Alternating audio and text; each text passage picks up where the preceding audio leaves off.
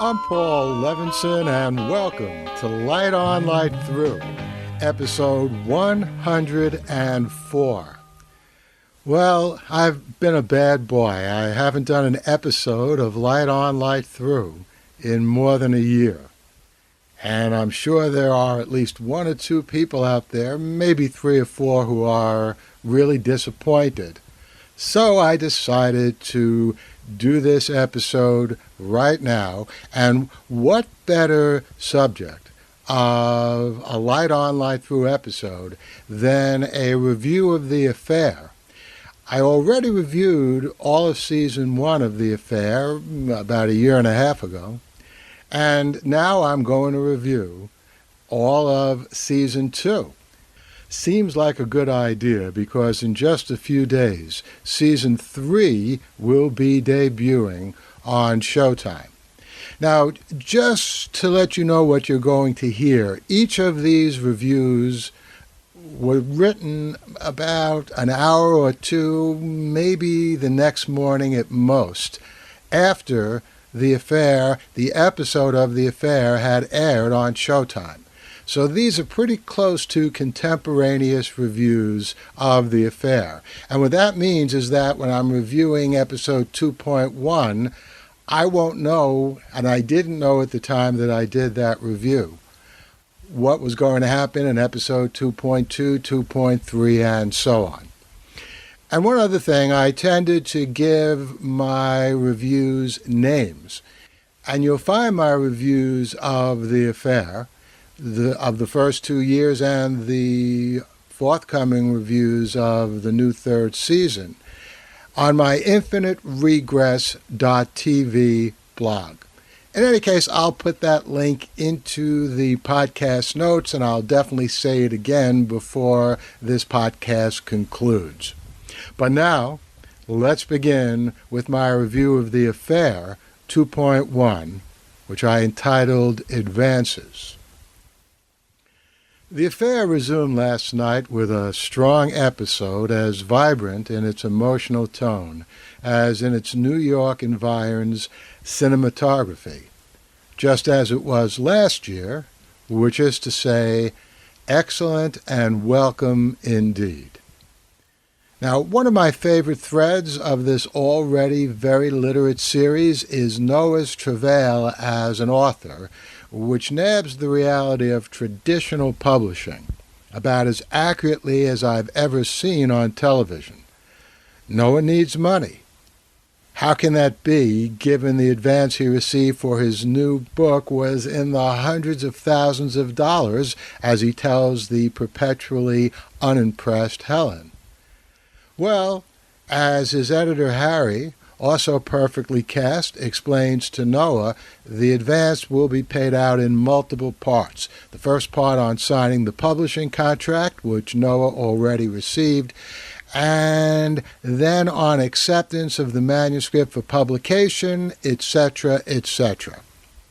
The gist, as every published author other than Stephen King knows all too well, is that Noah won't be rich, not even able to live too comfortably on that first part of his advance.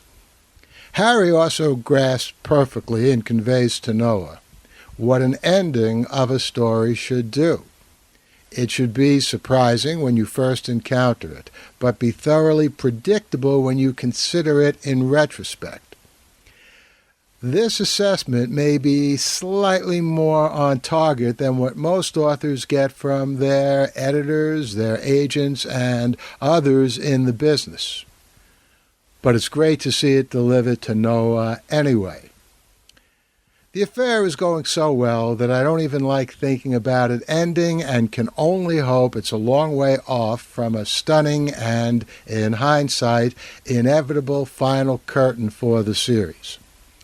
Meanwhile, in episode 2.1, we get a departure from last year's narrative norm with no Allison point of view in either the first or second hour, but Helen in the second half hour instead.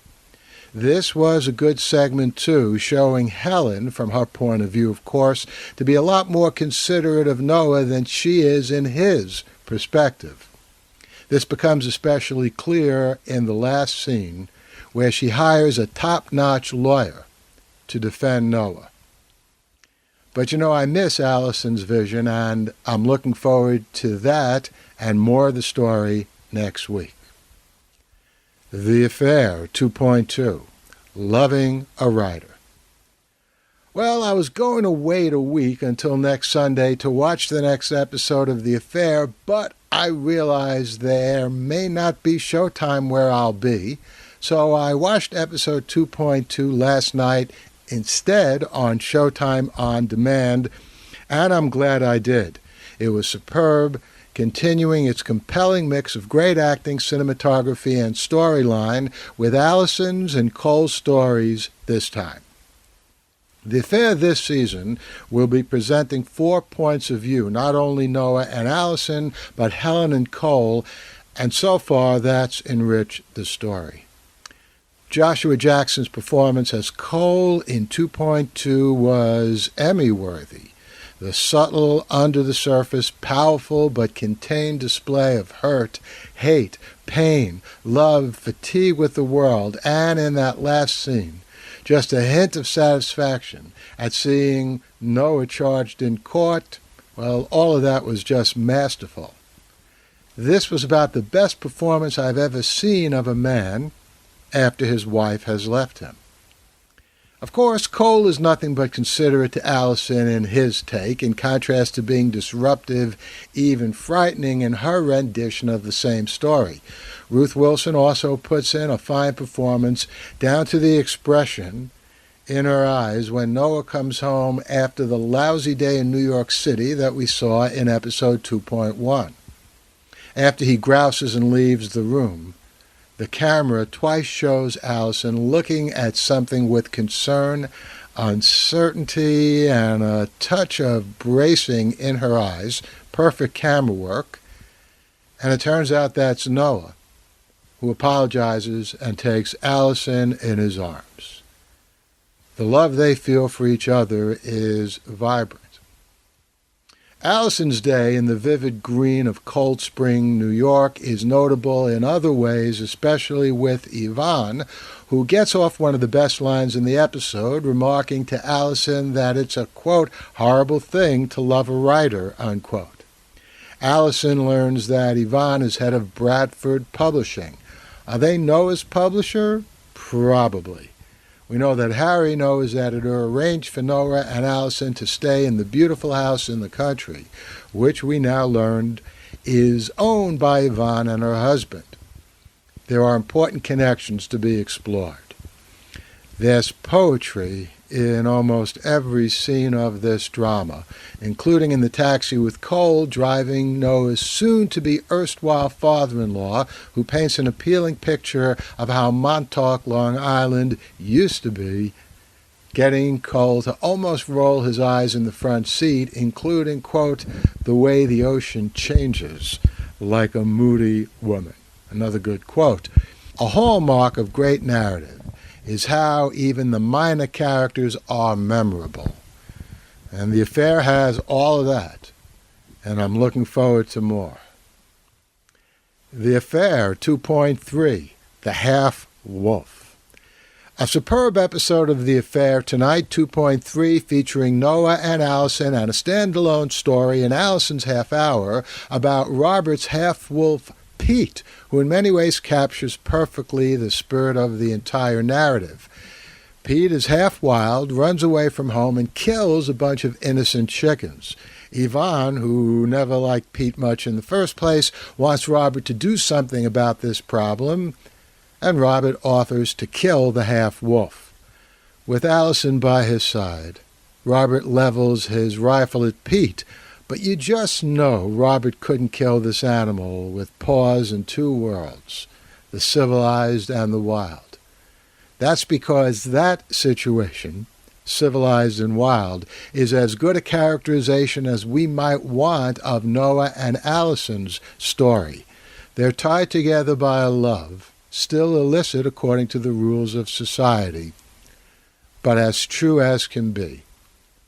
Noah tells Allison he's been happier in the past 6 weeks than ever before in his life, and she feels the same. Robert's firing at the sky rather than at Pete must confirm for her in some profound way that what she is doing with Noah is also right. And all the shots being fired at them will miss in the end, too. Meanwhile, we learn some further details about our characters, new and old, in this episode. Yvonne is not Noah's publisher. She's just a friend of Noah's editor, and she likes hosting an author a year in her guest house. Her hostility towards Pete, the way she tries to dominate Robert, makes her another woman as villain in this story. She joins Helen's mother, and even Helen herself, though she seemed a little more sympathetic in her own hour last week, as I mentioned in last week's review. Now, the men in this series are no angels either, to be sure, but the women have a special nasty edge. With the exception of Allison, who, while no pushover, has a winning heart. She's good for Noah now and standing by him in the future. Which brings us back to the question of who killed Scotty. Based on what Noah said tonight, I think we can be pretty sure that he didn't hit and run. But if not Noah, then who? The only thing we can be completely sure of at this point is that it wasn't Pete. The Affair 2.4. Helen at Distraction. Well, the most interesting episode 2.4 of The Affair last night, in which Helen comes across as the most unpleasant we've seen her in this series so far. And the kicker is, the worst of this was shown in Helen's own half hour.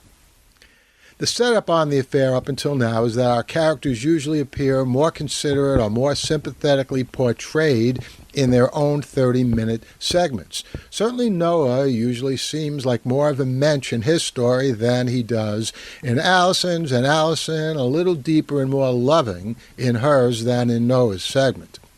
Cole's first half hour in the series earlier this season was a real eye-opener. The contrast between him as a hurt and complicated human being in his story was in marked contrast to how he had appeared in Allison's a week before, where he was all but physically threatening.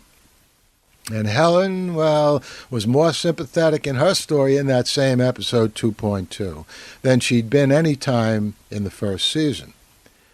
To be sure, Helen's reasons for behaving so badly last night are crystal clear, and they're explicated powerfully by Helen when she asks Noah why he's, quote, doing this, unquote, to her and the kids. Noah is no doubt to blame for leaving Helen and his family in such disarray, but no one, including Noah, forced Helen to drink and drug herself and drive, and even worse, drive the kids.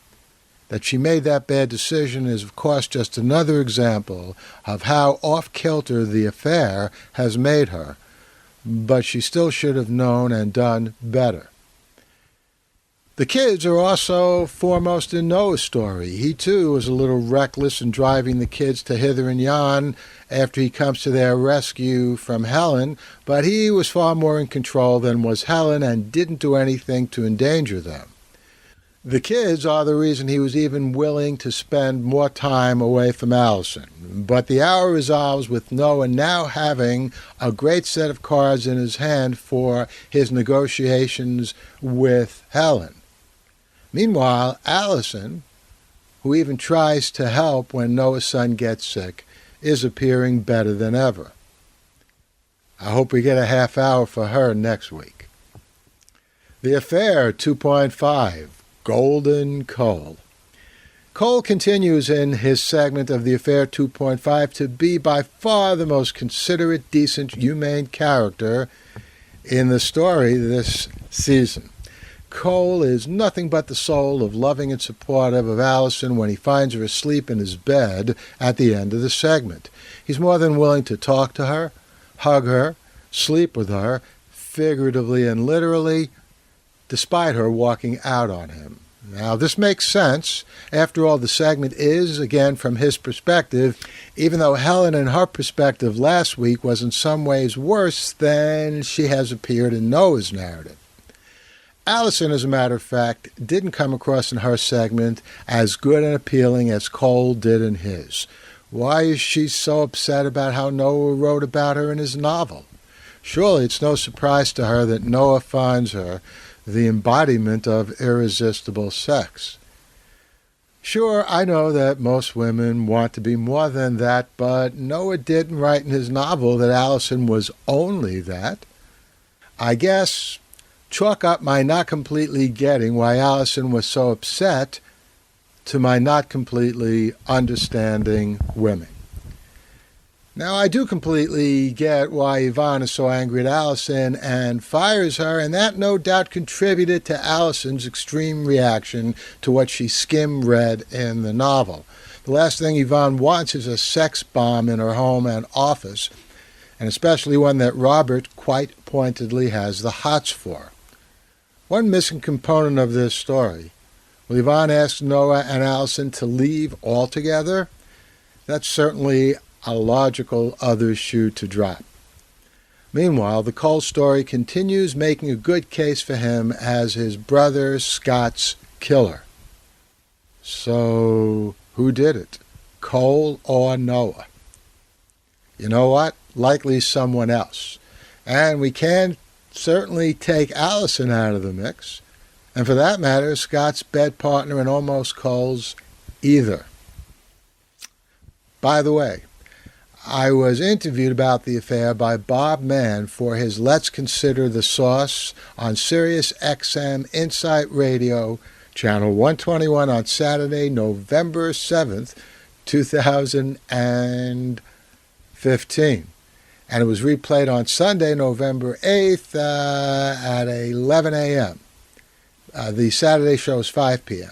It's about 20 minutes into the 30-minute interview. If you have any access, I have no idea whether those shows are archived, but if you ever have a chance and can come across it, you might enjoy the interview. Let's move on to the next review of the next episode, The Affair 2.6. I entitled it The End of Noah's Novel. It was a really powerful episode 2.6 of The Affair last night with a major revelation. Noah has been having visions all season of driving down the lonely road on a dark, foggy night and hitting someone who suddenly appears out of nowhere. The candidate who first came to mind for who that is was Scotty, but the scene presumably was taking place in the present in Noah's mind, and Scotty, as we've seen, is still very much alive. So, was that vision not a recollection but a premonition? Could be, but that's a weak move in this tightly woven story. Now, recently, we've come to see that the person on the road in Noah's vision is Allison, but that made even less sense than Scotty. Certainly Allison is still very much alive, and why would Noah have a premonition about killing her? Not to mention that she's still very much alive in the future, when Scotty is dead. Last night we got a satisfying and provocative answer. What we've been seeing is Noah's subconscious, or maybe he's totally aware of this, coming up with the ending Harry and he have been seeking for his novel. Harry hated the happy ending. He pushed Noah to come up with an ending that truly flowed from the story. And now we have it. It makes a lot of sense. Noah couldn't bring himself to kill Allison in his novel because he loves her too much in real life. So he papered over where the story was heading with a nice happy ending. Now that Allison has read pieces of the novel and professed not to like it, and also insists she won't read more, Noah's muse is free to do the right thing in his novel and kill the temptress, who is, quote, sex, unquote, personified. Yeah, that's a nice thing to be. But what does this say about how Noah really feels about Allison? He would no doubt say, if called on this new ending, that it's the characters acting on the lives Noah has given them, and not what Noah wants at all in his own real life. It looks in the vision that's now the end of the book that Allison appears on the road out of nowhere, which means Noah in the car didn't want to kill her, but Noah the author, while resisting that ending for a long time, did come up with it in the first place, right? And now has put it on paper. It's not surprising that Noah has some ambivalence about Allison. We've seen this all along, but it is a little shocking to see him articulate this so clearly in his new ending. Significantly, he types out the ending after Allison tells him she's pregnant. He loves her, but the baby provokes the part of him that still has mixed feelings, including anger, about his relationship with Allison. And Noah doesn't know that Allison has slept with Cole, which means the baby could be Cole's. I don't even want to think about what Noah would have put in his ending had he known about Cole sleeping so recently with Allison. Meanwhile, the ending provides an important piece of the puzzle of who killed Scotty. It's the reason the detective is suspicious of Noah, since Scotty, like Allison in Noah's novel, was killed in a hit and run. But likely all of our major characters come to know about the ending of Noah's novel. It could have given any of them ideas, including Cole. Probably it's a safe bet that Helen didn't kill Cole, though. She also had an excellent half hour of best so far, and I would have led this review at that had it not been for the dynamite at the end of Noah's narrative. Martin's medical crisis and Noah's response gets Helen to realize that Noah is a, quote, excellent father, unquote. She'll share custody, and she also sends her worst mother in the world packing. A good idea. But back to Noah's ending, here's a wild idea. Could all the future scenes we've been seeing this and last season of Noah and Allison being questioned and Noah brought to trial, etc., all be parts of a sequel novel Noah has percolating away in his head? That would mean that this part of each of the now 4 characters' narratives we've seen so far is actually all Noah's. That's too crazy, right? The Affair 2.7, Stunner. Well, episode 2.7 of The Affair on earlier this evening was excellent in many ways, but the ending was a shocker that changes everything. Allison's baby, along with Noah's book, has been one of the 2 prime radiants of this second season. At first, we thought the baby was Noah. Then, when Allison spent the night in Montauk with a loving Cole, this put Cole in position to be the possible father. And now, in the last minute of Cole's episode, we find the baby is Scotty's? Well, that's apparently what he says in the video that they're watching, and Oscar says he overheard it, but when was the baby conceived? Did Allison go out to Montauk a second time and somehow find the time to sleep with Scotty as well as the night she was with Cole? Or perhaps before she connected with Cole, or maybe after? And how would Scotty know the baby is his? Can DNA conclusively show that the baby was his, not Cole's? I'm not sure how this would work for brothers. But even so, how could Scotty have gotten the baby's DNA? Did Allison give it to him? In any case, this revelation, if it's true, blows the story wide open, though interestingly, Noah, who already had a motive to kill Scotty for impregnating his daughter, now has a much better motive. And Cole, who had reasons to hate Scotty, he now has a better reason, too, to hate him more. That's why I said almost changes everything. The only major character who previously didn't have a major reason to kill Scotty but now does is Allison. Could she be the killer? Meanwhile, back in present time, kudos to the writers for once again capturing perfectly what authors go through with their publications. This time grabbing the bio for Noah from his first book and sticking it on his red-hot novel, saying that Noah is married with kids and living in Brooklyn, much to Allison's embarrassment. You know, these kinds of mistakes happen with publishers all the time. And one of the appeals of controlling the publishing yourself on Kindle is that you can put in your own author bio. That's one of the things that I love about Kindle. I've had a bunch of books published by traditional publishers, and I've also published a bunch on Kindle. But I digress. Allison's baby is Scotty's? If that holds, we've been delivered one amazing twist. One thing I'm still not clear about, though, is whose perspective we see in the flash forwards. Noah's book clearly is his perspective, what we've seen in his narration, in contrast to what we see in Allison's narration, as their conversation about the novel beautifully portrays in tonight's episode.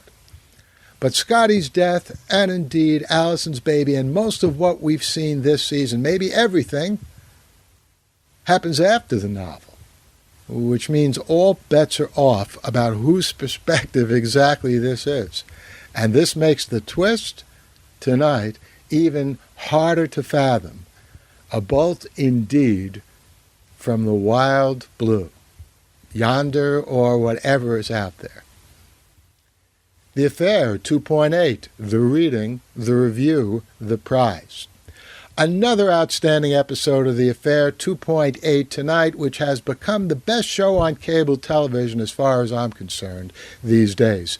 This hour, featuring half hours by Helen and Noah, was especially author-centric and, as always, right on the money about what happens inside and outside the author's mind. Noah gives a reading nicely, coincidentally, in the bookstore at Williams College, which Whitney and Helen are visiting as a possible college for Whitney. It's a good subplot. She doesn't want to go to college. She wants to be a model. But in a true author's touch, Noah invites Helen to the reading. This is exactly what a self-absorbed author would do. In Helen's version, she rolls her eyes and, of course, declines, but, of course, she shows up anyway. He reads a passage about their relationship.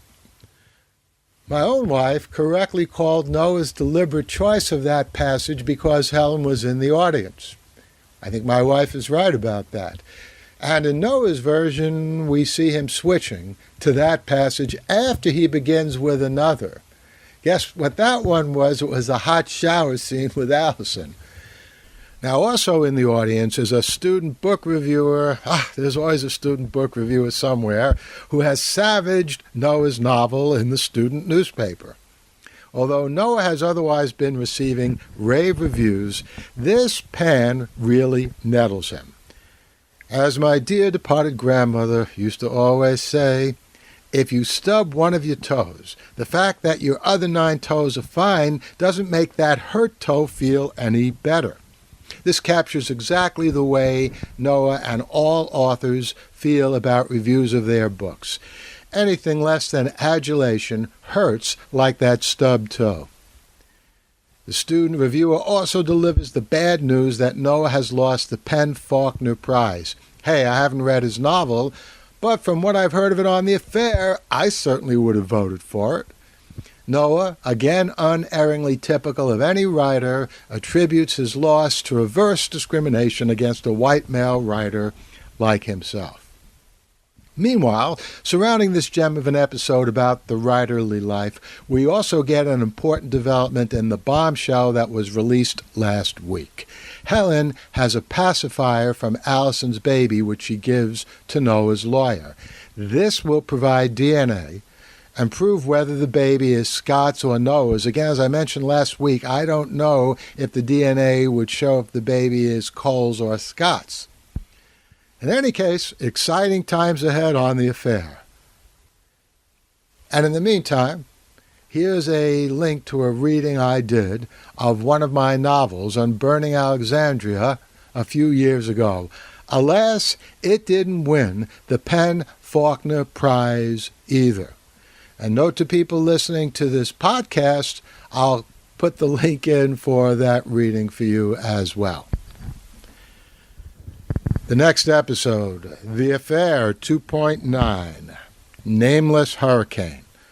A wild, nameless episode 2.9 of The Affair tonight with no segment named for Allison, Helen, Noah, or Cole, though they all got crucial screen time. And there was indeed a hurricane, the kind that closes down subways and highways, though that didn't have a name in this episode either.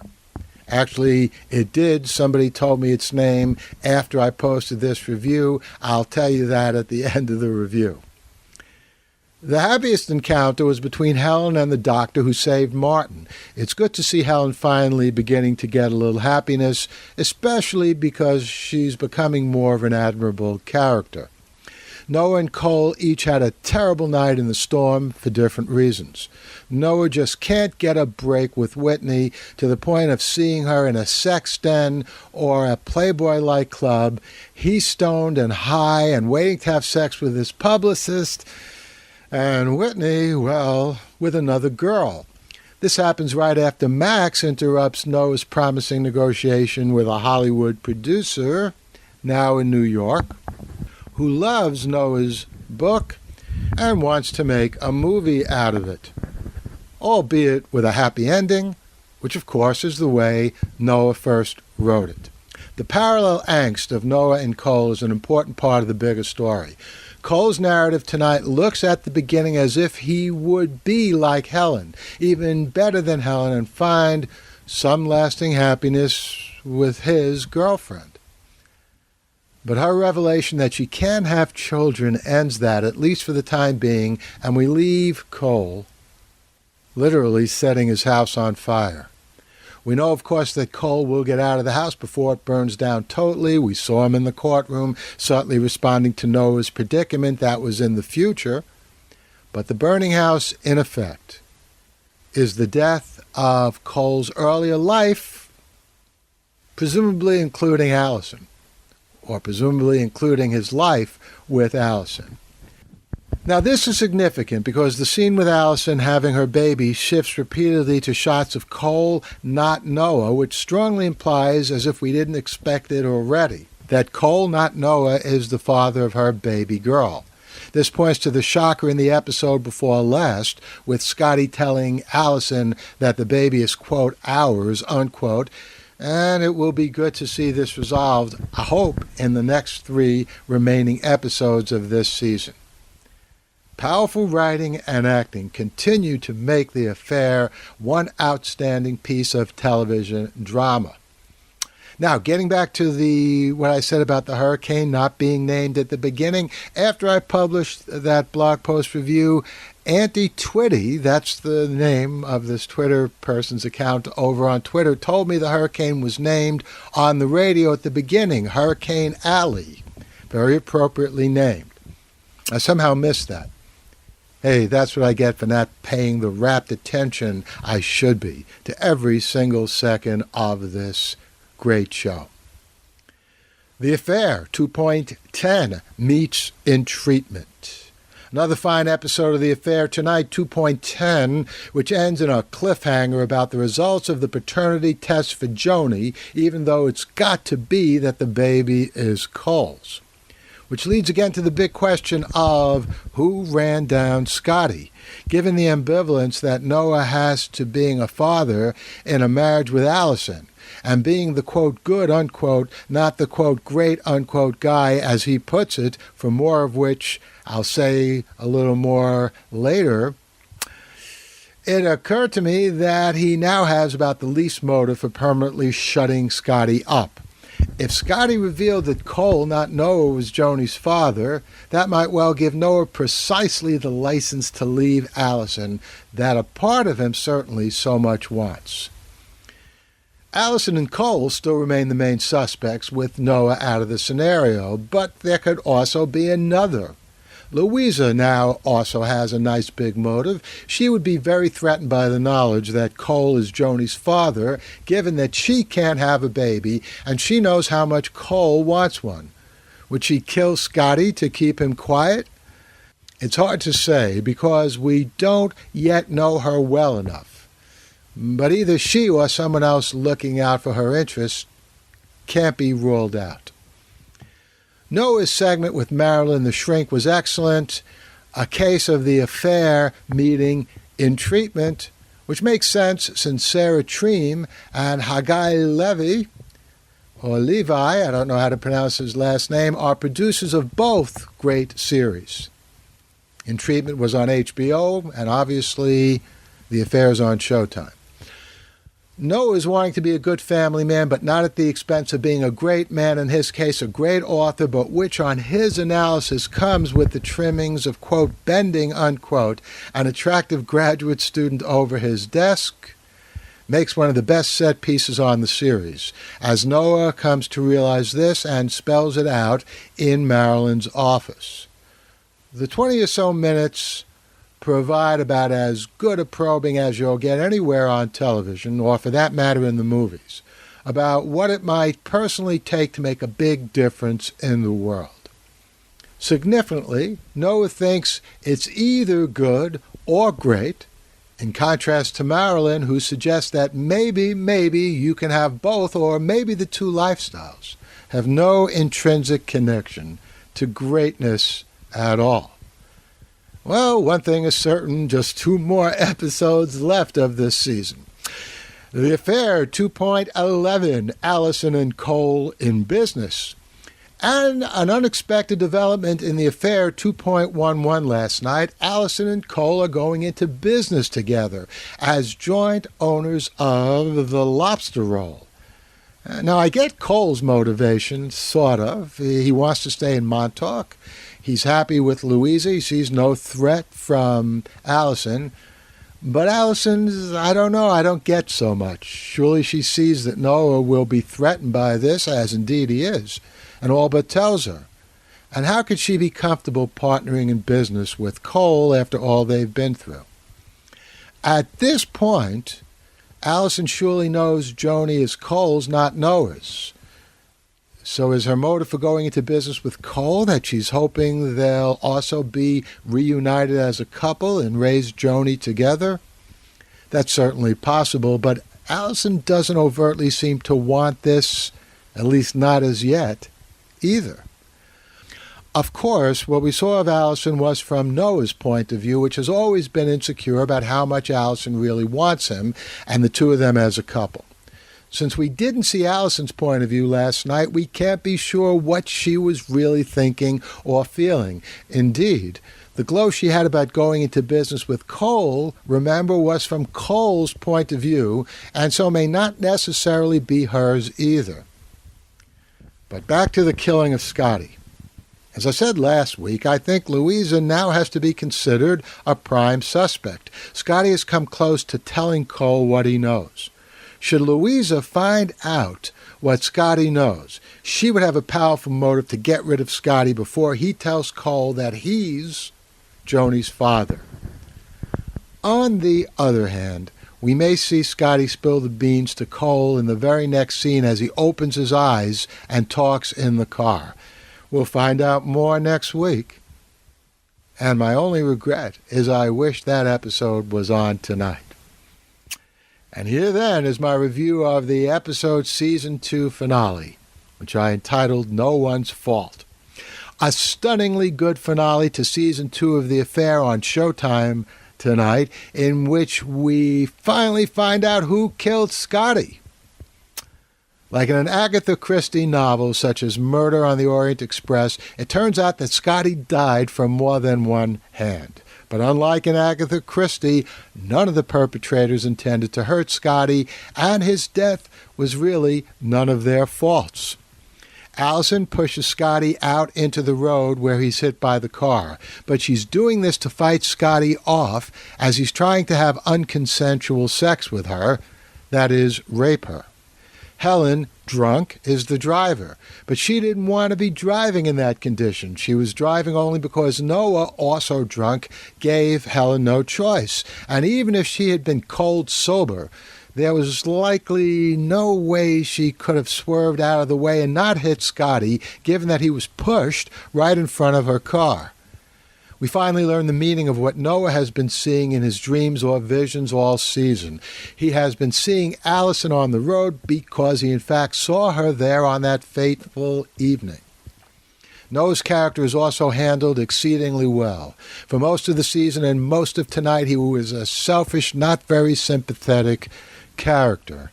But in the last scene, forced to choose between Helen, the mother of his children, and Allison, not the mother of his daughter, but someone he nonetheless truly loves.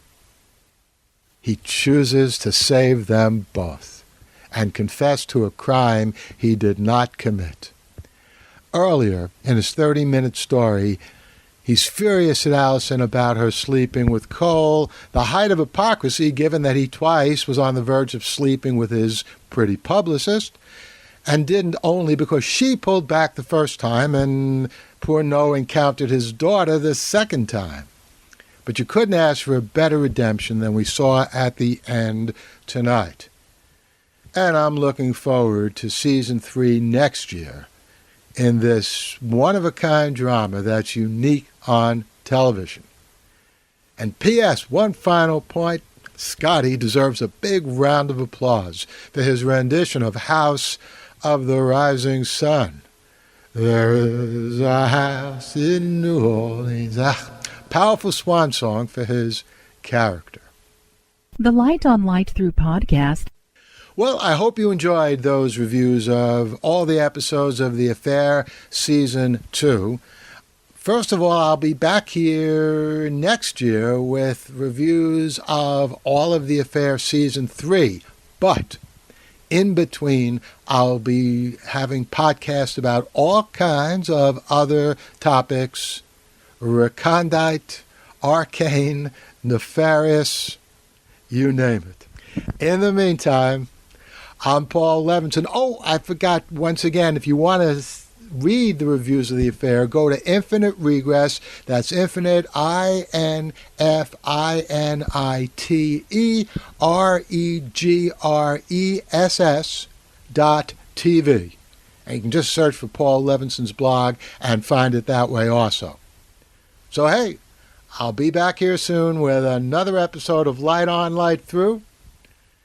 In the meantime, enjoy the premiere of Season 3 of The Affair.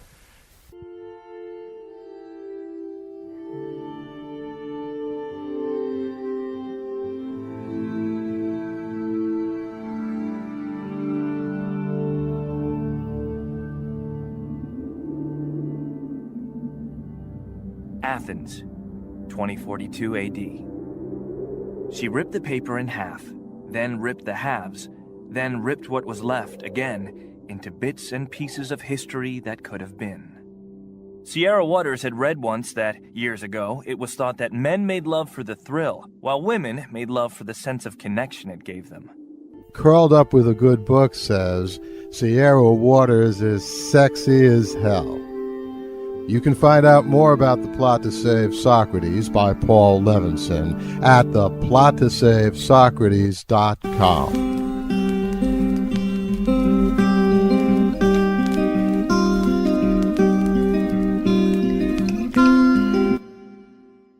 Paul Levinson Silk Code, about an ancient biotech war raging on in secret for centuries.